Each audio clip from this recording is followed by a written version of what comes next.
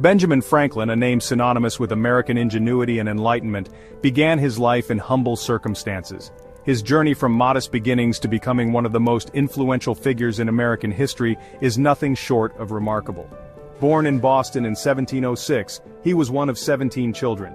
His father, Josiah Franklin, was a candle and soap maker, struggling to provide for such a large family. Imagine the bustling chaos of that household. With so many siblings, young Ben had to find his own way to stand out and make a mark. Young Ben's formal education was limited. He attended school for only 2 years, a brief period that left him largely self-taught. Despite this, his thirst for knowledge was insatiable. He had an unquenchable curiosity that drove him to learn from every possible source. He devoured books, teaching himself to write with clarity and purpose. His love for reading became a cornerstone of his intellectual development. He would spend hours reading by candlelight, absorbing the wisdom of the ages. This self-education laid the foundation for his future achievements. Even as a young boy, Franklin displayed an entrepreneurial spirit. He was always looking for ways to improve his situation and learn new skills. He apprenticed with his brother James, a printer. This seemingly ordinary apprenticeship would prove to be a pivotal period in his life. It wasn't merely about learning a trade, it was about immersing himself in the world of words and ideas, understanding the power of communication. The printing house became Franklin's classroom, a place where he honed his writing skills and developed a keen eye for detail. He learned the importance of precision and clarity in conveying ideas.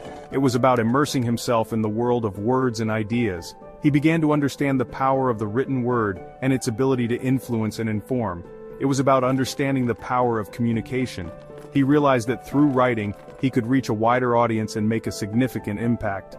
The printing house became Franklin's classroom, a place where he honed his writing skills and developed a keen eye for detail. He learned the importance of precision and clarity in conveying ideas. He devoured books on history, science, and philosophy, his mind buzzing with questions and observations. This voracious reading habit expanded his horizons and deepened his understanding of the world. This early exposure to the world of ideas ignited within him a lifelong passion for learning and discovery. It was this passion that would drive him to become a polymath, excelling in various fields. It set the stage for the extraordinary life that lay ahead. From these humble beginnings, Franklin would go on to leave an indelible mark on history, forever remembered as a founding father, inventor, and thinker. At the age of 17, driven by a spirit of adventure and a yearning for intellectual freedom, Franklin made a bold decision. He felt constrained by the limitations of his apprenticeship and the expectations placed upon him in Boston. He ran away from his apprenticeship and boarded a ship bound for Philadelphia. The journey was fraught with uncertainty, but Franklin was undeterred.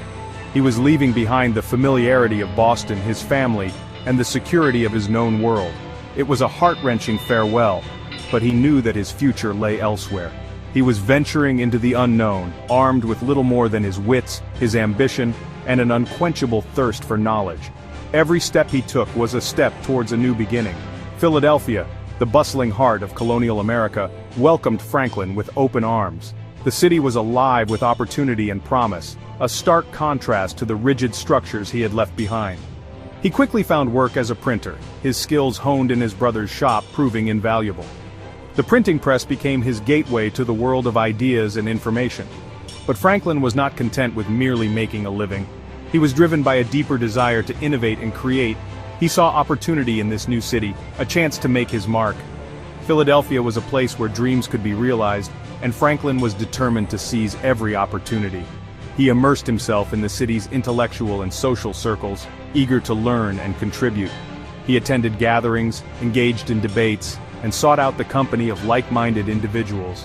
He frequented libraries and bookshops, engaging in lively discussions about politics, philosophy, and science.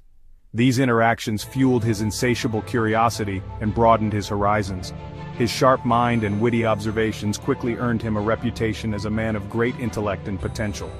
People began to take notice of the young man who was always eager to share his thoughts and ideas.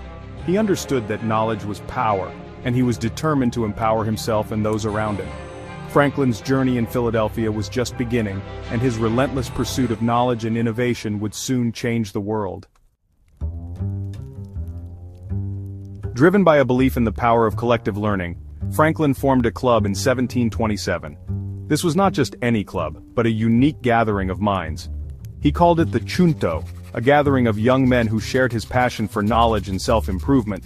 These were individuals who were eager to expand their horizons. The Junto became a space for intellectual exploration, a crucible where ideas were forged and refined through debate and discussion. It was a place where curiosity met critical thinking. Imagine the lively debates and the clash of perspectives.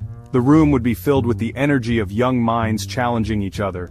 The members of the Junto, inspired by Franklin's example, tackled a wide range of topics. They were not afraid to delve into complex and controversial subjects. They discussed everything from politics and philosophy to science and literature. No topic was off limits, and every discussion was a chance to learn something new. They presented papers, debated current events, and challenged each other to think critically and creatively. Each meeting was an opportunity to grow intellectually. This spirit of inquiry, fostered within the walls of the Junto, would leave an indelible mark on Franklin's life and work. It shaped his approach to problem-solving and innovation. The Junto was more than just a social club.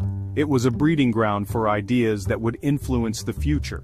It was a testament to Franklin's belief in the power of collaboration, the importance of civil discourse, and the idea that progress is driven by the sharing of knowledge. The Junto embodied these principles. It was a microcosm of the Enlightenment ideals that Franklin championed throughout his life. The Junto was a reflection of his vision for a society where knowledge and ideas could flourish.